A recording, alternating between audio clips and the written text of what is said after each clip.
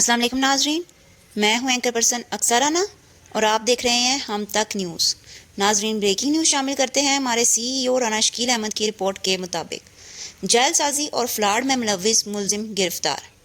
ناظرین، ہم آگاہ کرتے جا رہے ہیں آپ کو اپنے چینل سے، فیصلہ آباد جعلی مجسٹریٹ بن کر شہریوں سے رقم بٹورنے والا نوسر باز گرفتار۔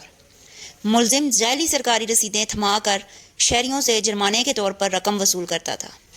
SHO تھانہ منصور آباد توقیر اختر نے ملزم عمر دراز کو گرفتار کر لیا۔ سرکاری اداروں کی بدنامی اور شہریوں سے فراڈ میں ملوث ملزمان کسی رعایت کے مستحق نہیں۔ جعل سازی اور فراڈ میں ملوث عناصر کو قانون کے مطابق سخت سزا دلوائی جائے گی۔ CPO فیصلہ آباد۔ سب کی خبر سب سے پہلے ہم تک۔ مزید خبروں اور اپڈیٹس کے لیے ہمارے چینل کو لائک کریں، سبسکرائب کریں۔